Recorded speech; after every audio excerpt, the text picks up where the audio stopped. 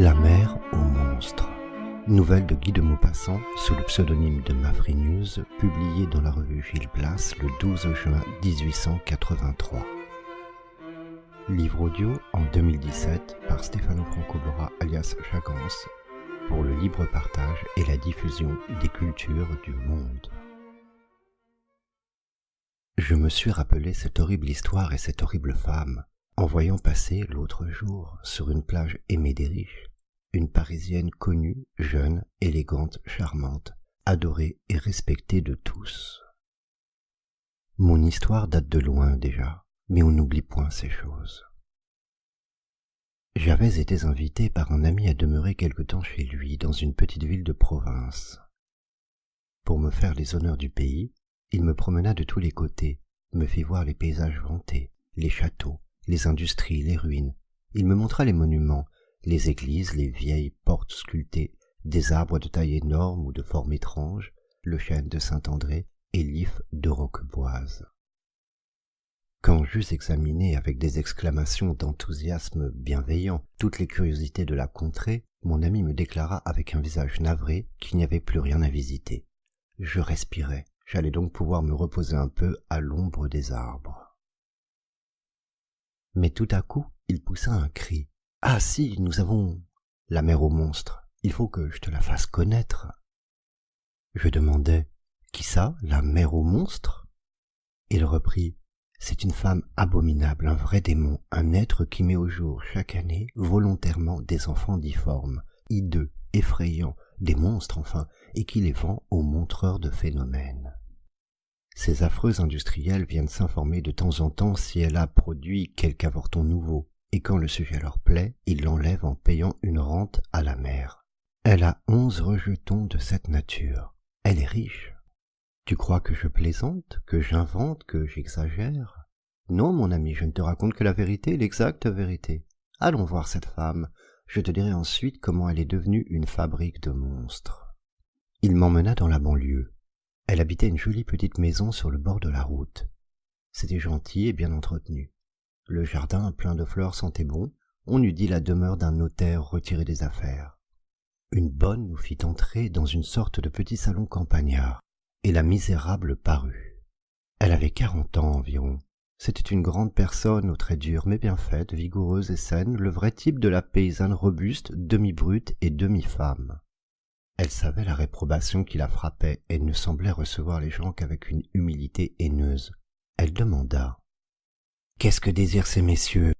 Mon ami reprit « On m'a dit que votre dernier enfant était fait comme tout le monde, qu'il ne ressemblait nullement à ses frères. J'ai voulu m'en assurer. Est-ce vrai ?» Elle jeta sur nous un regard sournois et furieux et répondit « Oh non, mon pauvre monsieur. Il est peut-être encore plus laid que les autres. J'ai pas de chance. Tout comme ça, mon brave monsieur, tout comme ça, c'est une désolation. Ça se peut-il que le bon Dieu soit dur ainsi à une pauvre femme toute seule au monde? Ça se peut-il ?» Elle parlait vite, les yeux baissés, d'un air hypocrite, pareil à une bête féroce qui a peur.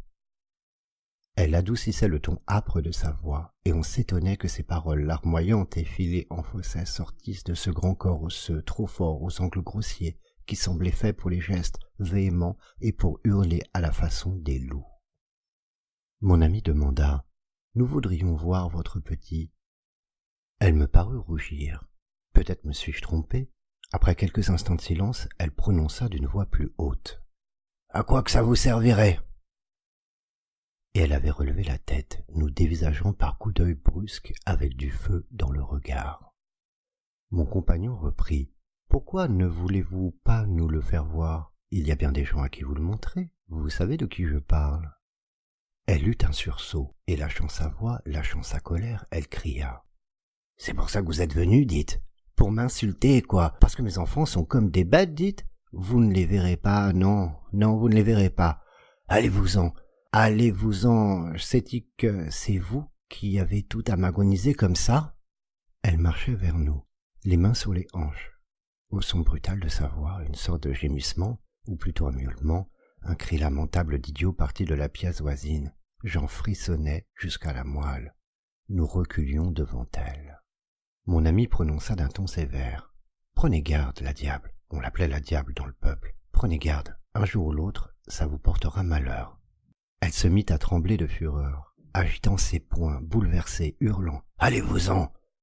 Quoi donc qui me portera malheur? Allez-vous-en, tas de mécréants !» Elle allait nous sauter au visage. Nous nous sommes enfuis le cœur crispé. Quand nous fûmes devant la porte, mon ami me demanda « Eh bien, tu l'as vu, qu'en dis-tu » Je répondis « Apprends-moi donc l'histoire de cette brute. » Et voici ce qu'il me conta en revenant à pas lents sur la grande route blanche, bordée de récoltes déjà mûres, qu'un vent léger, passant par souffle, faisait onduler comme une mer calme. Cette fille était servante autrefois dans une ferme, vaillante, rangée et économe. On ne lui connaissait point d'amoureux, on ne lui soupçonnait point de faiblesse. Elle commit une faute, comme elles font toutes, un soir de récolte, au milieu des gerbes fauchées, sous un ciel d'orage, alors que l'air immobile et pesant semble plein d'une chaleur de four, et trempe de sueur les corps bruns des gars et des filles. Elle se sentit bientôt enceinte et fut torturée de honte et de peur. Voulant à tout prix cacher son malheur, elle se serrait le ventre violemment avec un système qu'elle avait inventé, corset de force, fait de planchettes et de cordées. Plus son flanc s'enflait sous l'effort de l'enfant grandissant, plus elle serrait l'instrument de torture, souffrant le martyre, mais courageuse à la douleur, toujours souriante et souple, sans laisser rien voir ou soupçonner. Elle estropia dans ses entrailles le petit être, étreint par l'affreuse machine. Elle le comprima, le déforma, en fit un monstre.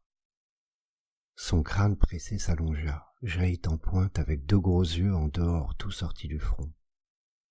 Les membres opprimés contre le corps poussèrent, tordus comme le bois des vignes, s'allongèrent démesurément, terminés par des doigts pareils à des pattes d'araignée.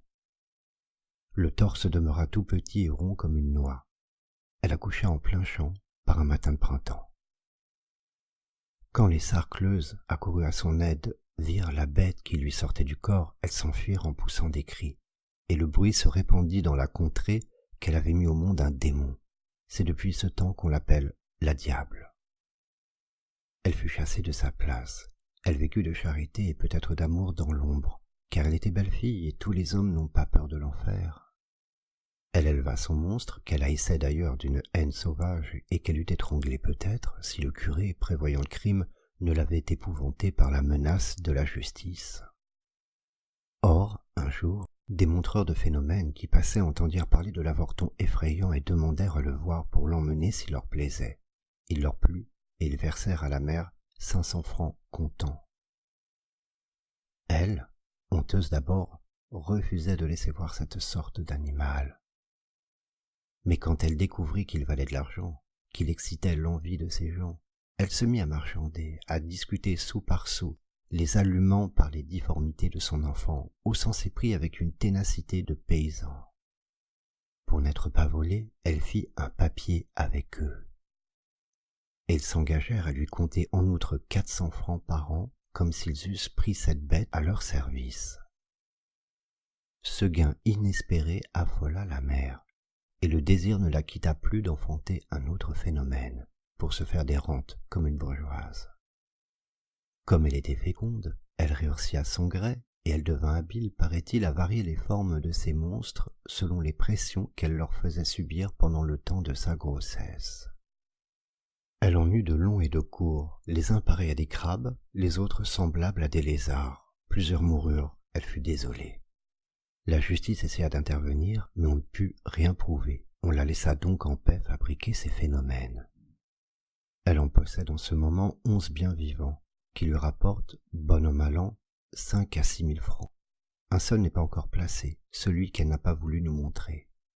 Mais elle ne le gardera pas longtemps, car elle est connue aujourd'hui de tous les bateleurs du monde qui viennent de temps en temps voir si elle a quelque chose de nouveau. Elle établit même des enchères entre eux quand le sujet en vaut la peine. Mon ami se tut. Un dégoût profond me soulevait le cœur, et une colère tumultueuse, un regret de ne pas avoir étranglé cette brute quand je l'avais sous la main. Je demandai, qui donc est le père? Il répondit, on ne sait pas.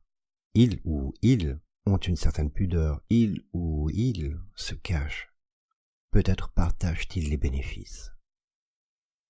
Je ne songeais plus à cette lointaine aventure quand j'aperçus, l'autre jour, sur une plage à la mode, une femme élégante, charmante, coquette, aimée, entourée d'hommes qui la respectent.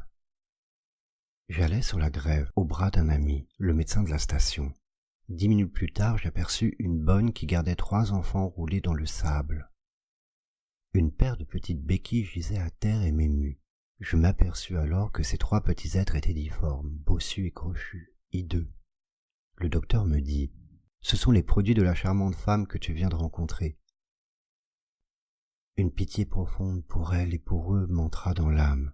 Je m'écriai « Oh, la pauvre mère, comment peut-elle encore rire ?» Mon ami reprit « Ne la plains pas, mon cher. Ce sont les pauvres petits qu'il faut plaindre. Voilà les résultats des tailles restées fines jusqu'au dernier jour. Ces monstres-là sont fabriqués au corset. Elle sait bien qu'elle risque sa vie à ce jeu-là. Que lui importe pourvu qu'elle soit belle et aimée. » Et je me rappelais l'autre, la campagnarde, la diable, qui les vendait, ces phénomènes.